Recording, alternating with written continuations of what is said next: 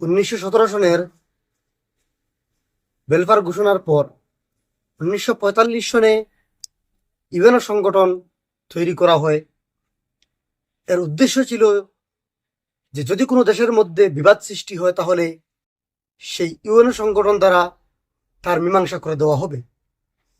কিন্তু দেখা যায় যে এই ব্রিটিশদের তৈরি ইউএনও সংগঠন দ্বারা এখন পর্যন্ত কোনো দেশের বিবাদ নিষ্পত্তি হয়নি।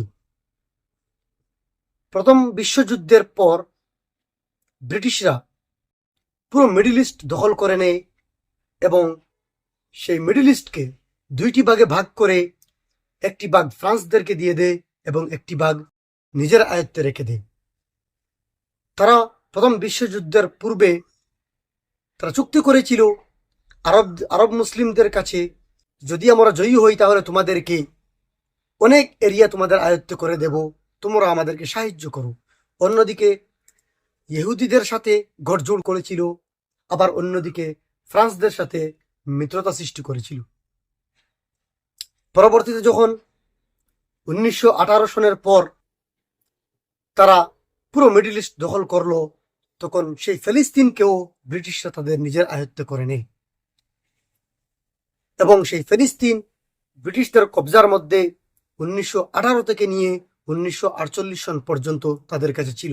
সেই সময় জার্মানিতে সরকার গঠন করেছিল হিটলার এবং সেখানে ইহুদিদেরকে নির্মমভাবে হত্যা করে সেখান থেকে উচ্ছেদ করেছিল।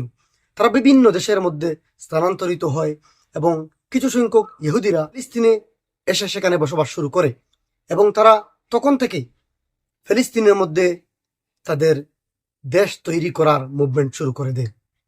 পরবর্তীতে সেই ব্রিটিশরা যেই রকম ভারতবর্ষ থেকে বিতাড়িত হওয়ার পূর্বে তারা ভারতকে দুইটি ভাগে ভাগ করে দেয় এবং এমনভাবে তারা ভাগ করে দেয় যে পাকিস্তানের মধ্যে একটি পূর্ব পাকিস্তান, একটি পশ্চিম পাকিস্তান মধ্য দিয়ে ভারতবর্ষের সীমারেখা করে দেয়।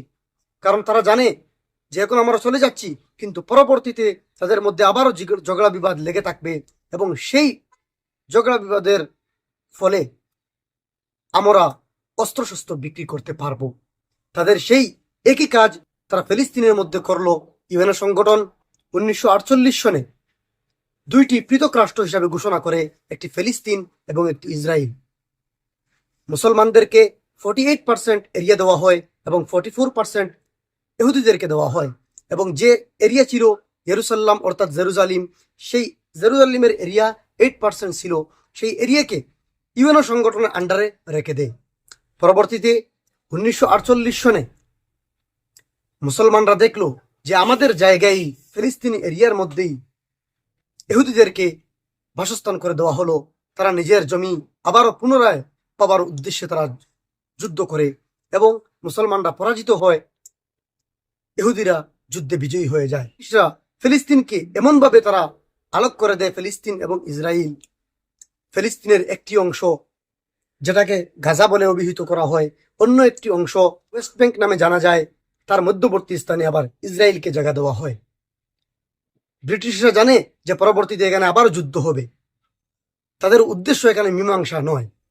পরবর্তীতে 1964 সনে ওয়েস্ট ব্যাংক এরিয়ার মধ্যে পিএলএ সংগঠন নামে একটি সংগঠন আত্মপ্রকাশ করে যে তারা নিজের জমিকে আবার পুনরায় পাওয়ার উদ্দেশ্যে তারা সেখানে যুদ্ধ করতে থাকে।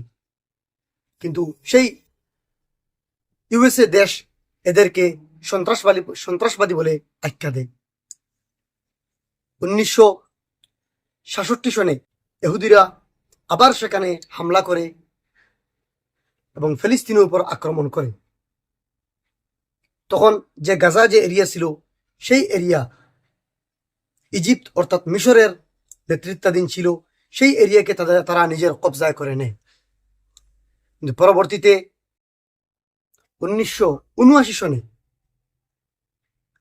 সেই মিশর অর্থাৎ ইজিপ্ট ইসরায়েলকে একটি স্বাধীন রাষ্ট্র বলে ঘোষণা দেয়। এর পরিবর্তে ইহুদিরা যে জায়গা তারা দখল করেছিল সেই জায়গাটুকু আবার মিশরীদেরকে ঘুরিয়ে দেয়। আমাদের এখানে একটি কথা লক্ষ্য রাখতে হবে, ওয়েস্ট ব্যাংক যে এরিয়া, এই এরিয়াটি জর্ডান দেশের নেতৃত্বাধীন। পরবর্তীতে 1987 সনে গাজা এরিয়া যেটি ছিল সেখানে হামাস নামে একটি সংগঠনের জন্ম হয়।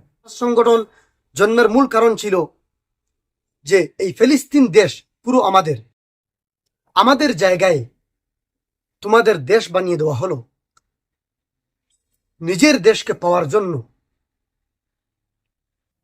এই হামাস সংগঠনের জন্ম হয়।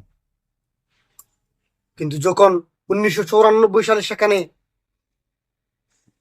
ইলেকশন হলো, ইয়াসির আরাফাত সেখানে প্রেসিডেন্ট হলেন, কিন্তু উনি এই ফিলিস্তিন এরিয়াকে উদ্ধার করতে নাকাম হলেন, অর্থাৎ তিনি উদ্ধার করতে পারেননি।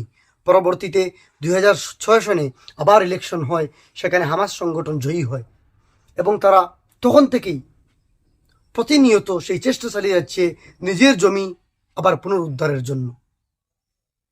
কিন্তু আমরা যখন দেখতে পাই হাজার হাজার ফিলিস্তিনিদেরকে ইসরায়েলরা আক্রমণ করছে, হাজার হাজার নিরীহ মুসলমানদের উপর হত্যা করে যাচ্ছে এই ইসরায়েলি সংগঠন, অর্থাৎ ইসরায়েল দেশের ইহুদিরা। তাদের উদ্দেশ্য তা বিগ ইসরায়েল বানাবে, অর্থাৎ পুরো ইরাক, ইরান, মিশর, জর্ডান, কুয়েত, সৌদি আরব, এই সমস্ত এরিয়া নিয়ে তারা বড় ইসরায়েল দেশে পরিণত করতে চায়। যাই হোক, আজ এই পর্যন্ত। পরবর্তী ভিডিওর মাধ্যমে আপনাদেরকে 10ম পর্ব অর্থাৎ ফিলিস্তিনি স্পষ্ট ইতিহাসের শেষ পর্ব আপনাদের সম্মুখে উপস্থাপন করব। ওমা আলাইনা ইল্লাল বালাগ।